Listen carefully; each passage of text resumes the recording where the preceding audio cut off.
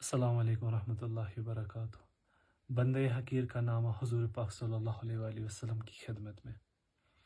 یا رسول اللہ صلی اللہ علیہ وآلہ وسلم، ہم مسلمان آپ کی امت ہیں اور آپ کی تعلیمات پر ایمان رکھتے ہیں، لیکن افسوس کہ آج ہمارے دلوں میں وہ محبت اور اتحاد نہیں رہا جو آپ نے ہمیں سکھایا تھا۔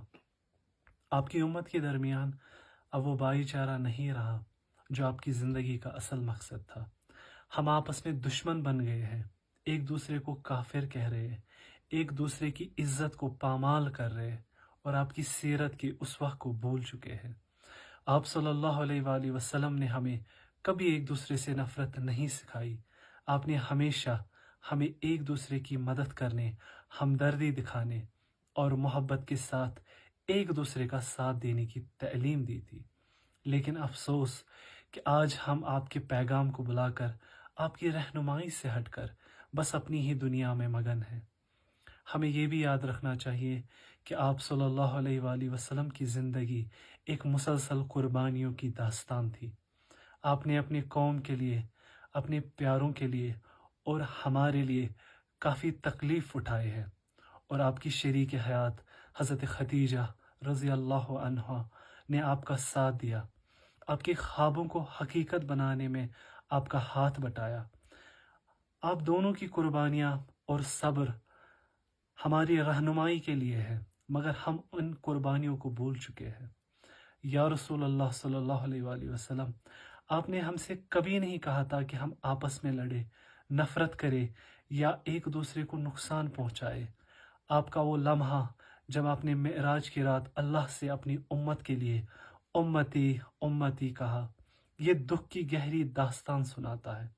آپ نے ہمیں کبھی خود پر ترجیح دی اور ہمارے فلاح کے لیے اللہ سے بار بار دعا کی، لیکن افسوس کہ آج ہم میں سے بہت سو کے دلوں میں وہ محبت نہیں جو آپ کے دل میں ہمارے لیے تھی۔ ہم میں وہ اخلاقی جذبہ نہیں رہا جو آپ نے ہمیں سکھایا تھا۔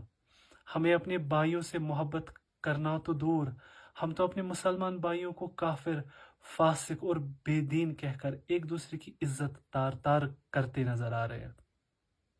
ہمارے اعمال کی وجہ سے نہ صرف ہم خود گمراہ ہو رہے ہیں، بلکہ ہم اپنی نسلوں کو بھی گمراہی میں دھکیل رہے ہیں۔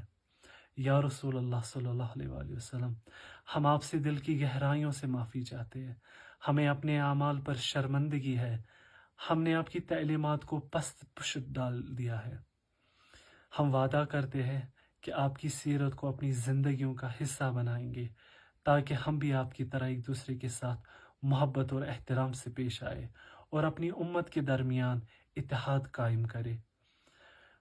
امتی امتی، یہ الفاظ ہمیں یاد دلاتے ہیں کہ آپ صلی اللہ علیہ وآلہ وسلم نے ہم سے بے پناہ محبت کی اور ہمیشہ ہماری فلاح کی دعا کی۔